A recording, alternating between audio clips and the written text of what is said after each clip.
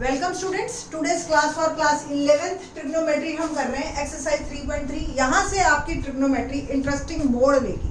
Actually अब आप लोग वो चीज़ सीखोगे जो आपकी एडिशन, सब्ट्रैक्शन, फॉर्मूले, कैसे आइडेंटिटीज को चेंज करना है, किस तरीके से आपकी ट्रिग्नोमेट्री यूज होगी और यहाँ से आपके फार्मूलों की काउंटिंग शुरू होगी। अब फार्मूलों की काउंटिंग जो शुरू होएगी उसको आप नॉर्मली स्टूडेंट्स मेरे से बोलते हैं मैडम ट्रिग्नोमेट्री में टोटल कितने फार्मूले हैं, ऐसे नहीं याद करना आपको, ऐसे टाइप, जैसे पहला type sum and difference, sum and difference, ठीक है। अब इसमें आपके पास क्या बना, जैसे दो एंगल्स है साइन एक्स प्लस वाई, ठीक है, और डिफरेंस क्या बना साइन एक्स माइनस वाई। ऐसे ही कॉस एक्स प्लस वाई और cos X minus Y, tan X plus Y और tan X minus Y. What's the need of this? कोई भी काम बिना नीड के तो नहीं होगा ना, है ना। कोई जो इसकी जरूरत है उसके बारे में बात करेंगे और ये कैसे बने उसके बारे में भी बात करेंगे। तो सबसे पहले आज हम जो कर रहे हैं सम एंड डिफरेंस फॉर्मूलों पे बात कर रहे हैं और इन्हीं पे बेस्ड हम क्वेश्चन करेंगे इन दिस वीडियो। तो सबसे पहले जो है फार्मूला बनाते हैं cos x प्लस वाई का, और किस तरीके से आपकी एनसीईआरटी में ये आर्टिकल भी दे रखा है, बहुत इजी आर्टिकल है अगर आप पढ़ें इसको। क्या है क्वेश्चन, किस तरीके से ये cos x प्लस वाई का हमने फॉर्मूला बनाया। क्या किया हमने, एक यूनिट सर्कल लिया, word take a unit circle.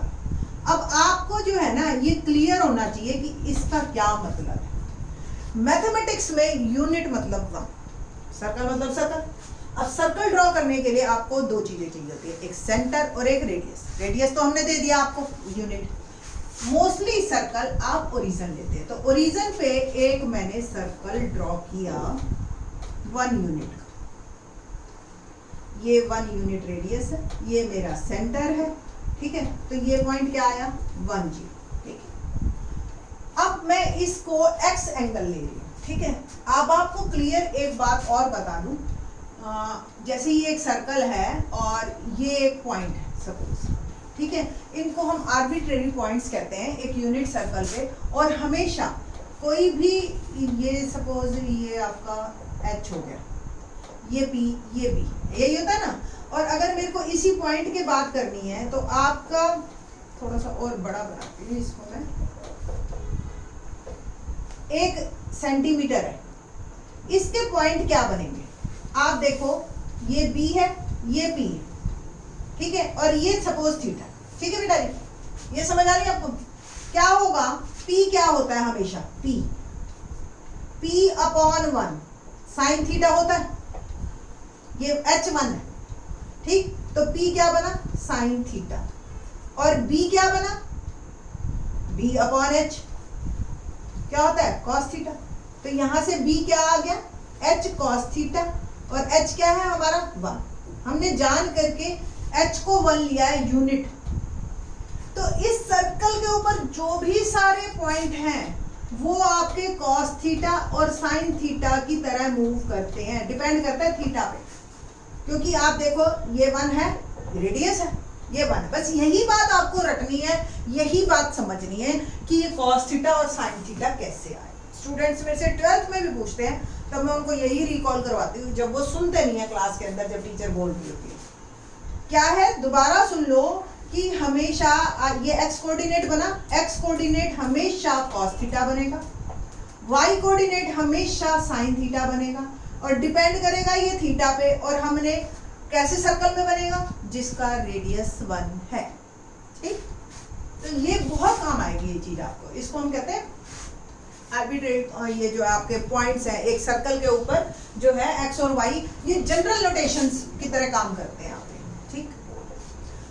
अब हमने जो क्वेश्चन करना है, ये मैं इसलिए लिखा है कि अब मैंने सपोज जो बुक एनसीईआरटी में दे रखी है बिल्कुल सेम फिगर बना रही हूँ मैं, एक्स एंगल लिया मैंने ये पूरा, ठीक है, ये एक्स एंगल। तो इसके कोऑर्डिनेट्स क्या होंगे, इन्होंने एनसीईआरटी में इसका नाम P2 दिया है, तो इसके कोऑर्डिनेट क्या होंगे, tell me, cos x and sin x होंगे ना। जैसे ये है, अब एंगल x है तो ये cos x और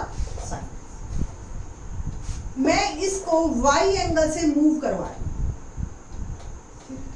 ये y एंगल है और यहां पहुंच गई मैं अब P3, ठीक है। पहले x एंगल लिया था, y एंगल से मैंने मूव करवाया तो ये P3 हो गया।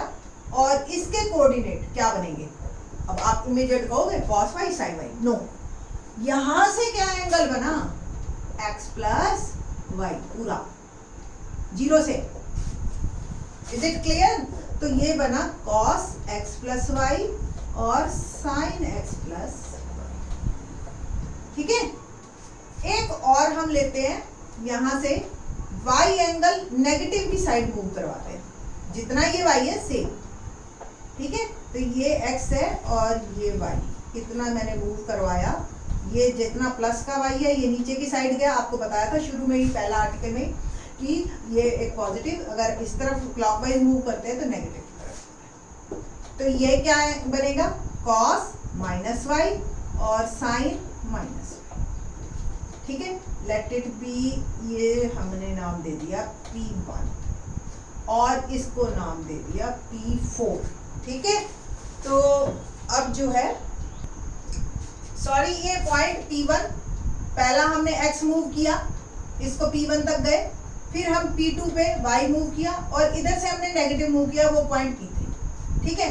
नाउ कंसीडर टू ट्रायंगल्स, अब हम कंसीडर कर रहे हैं कौन कौन सी? ट्रायंगल P1OP3 दिखाई दे रही है आपको, P1OP3 ये, ठीक है। मैं थोड़ा सा इधर भी अलग से बना देती हूँ, ये P1OP3, ठीक है। P1 के कोऑर्डिनेट है cos x और sin x और P3 के हैं cos minus y and sin minus y। अब ज्यादा क्लियर रहेगा। P2OP4, एक ये ट्रायंगल लीजिए, हाँ, ट्रायंगल P2OP4, ठीक है। P2OP4 भी मैं यहाँ पे अलग से बना देती हूँ,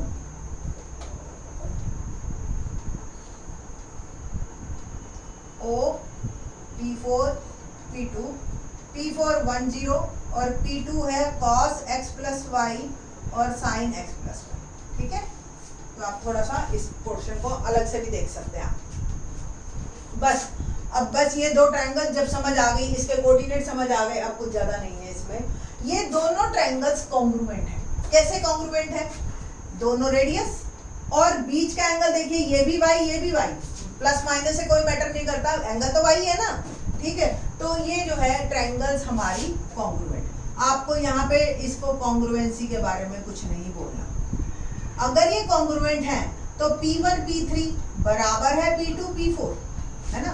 और अगर ये बराबर है तो their squares are also equal, और स्क्वायर्स बराबर हैं तो बाय डिस्टेंस फॉर्मूला, क्या था बाय डिस्टेंस फॉर्मूला? बुक में दे रखा है सारा कुछ, मैं सिंपल एक नोट कर रही हूँ। P1 P3 निकाले, P1 P3, तो y2 माइनस y1, तो cos minus y minus cos x, ठीक है, whole square, plus sin minus y minus sin x whole square, equal to P2 P4 क्या होगा आपका? cos x plus y minus 1 whole square plus sin x plus y minus 0, there is no need to write square, ठीक है। बस अब आपको जो है इसकी नोटेशंस को खोलना है और कुछ नहीं करना, ठीक है। करते हैं जी, देखते हैं। cos के लिए प्लस माइनस एक ही बात है, तो इसलिए पहले भी बता चुकी हूँ आपको कि cos minus y plus y होता है। तो cos square Y, 11th class के हिसाब से मैं थोड़ा सा जल्दी कर रही हूँ, cos square y plus cos square x minus 2 cos x cos y plus sin square y plus sin square x minus 2 sin y sin x। हाँ, एक बात और, साइन के लिए माइनस बहुत इंपॉर्टेंट है, वो माइनस sin y बन जाता है, तो ये अल्टीमेटली हो जाएगा प्लस, ठीक है जी, दोनों माइनस नहीं यहाँ, ठीक। इक्वल टू, इसमें आइडेंटिटी लगाएंगे a minus b whole square, a square plus b square minus 2ab और plus sine square x plus y, ये आपका। अब देखिए आप, cos square y plus sine square y 1 cos square x plus sine square x, again 1, और इन दोनों में मैंने लिया कॉमन 2 प्लस 2, क्या आ गया आपके पास, बल्कि इनफैक्ट -2 ले लेते, तो ये आ गया cos x cos y minus sine x sine, ठीक है, equal to cos square x plus y sine square x plus y 1 plus 1 -2 cos x plus y, क्या बन गया जी, देखो 1 प्लस 1, हम मूव करें 1, ये सारा मैं रब कर रही हूँ, इसकी अब जरूरत नहीं है,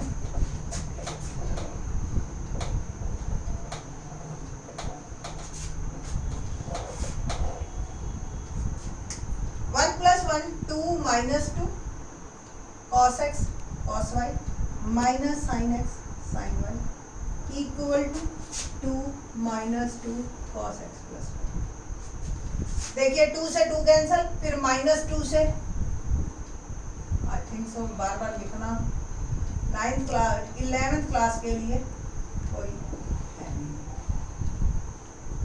ये सिंपल जो हम ये कर रहे हैं काम, सिंपल आपको ये दिखाने के लिए कर रहे हैं कि ये फॉर्मूले बने कैसे, ठीक है।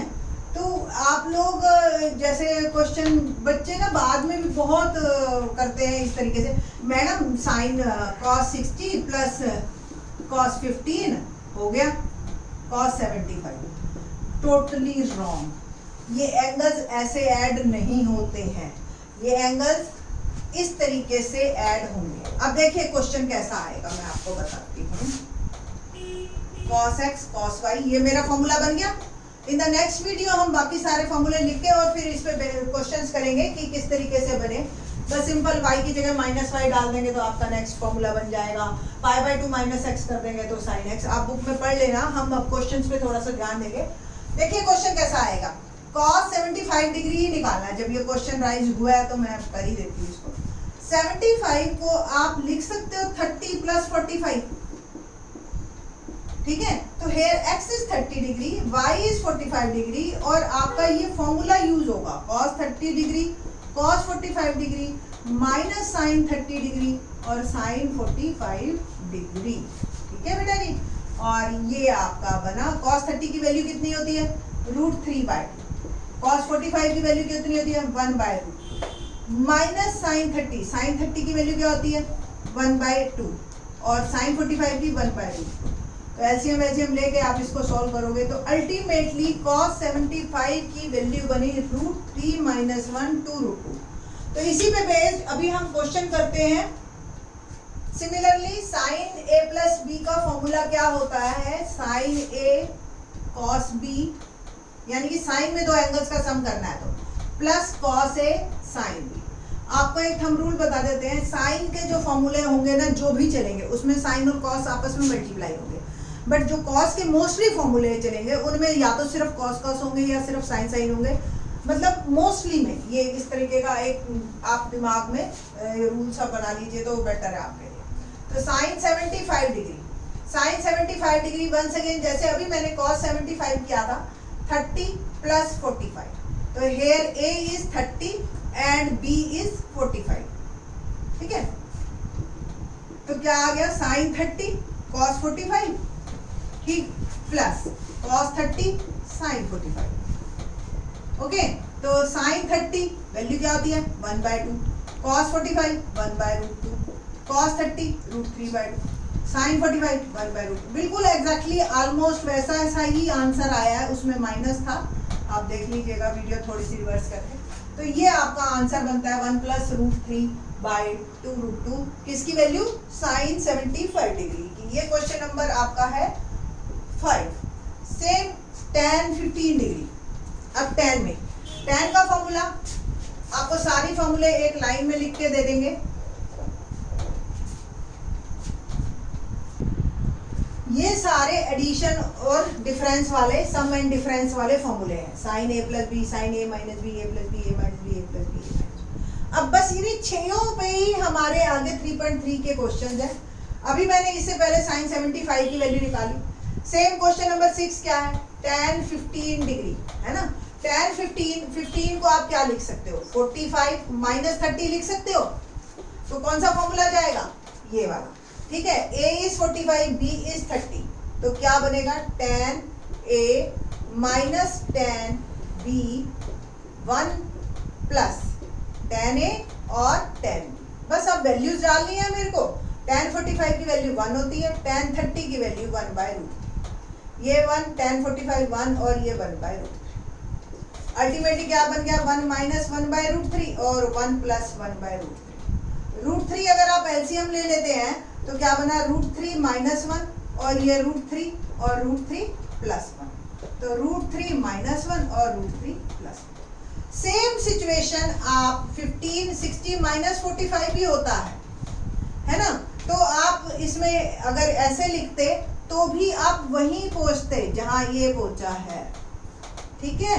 tan 60 इंटू tan 45, tan 60 की वैल्यू √3 माइनस 1 और 1 प्लस 1, यही आपका आता, ठीक है। तो कैसे भी करिए आप, आपके ये इस तरह से ही सम एंड डिफरेंस वाले फॉर्मूले चलेंगे। बहुत सारे क्वेश्चंस हैं, बहुत सारे प्रैक्टिस करनी है आपने, ठीक। तो आप करिए इसको और नेक्स्ट वीडियो में देखिए इससे और इंटरेस्टिंग क्वेश्चन। थैंक्स।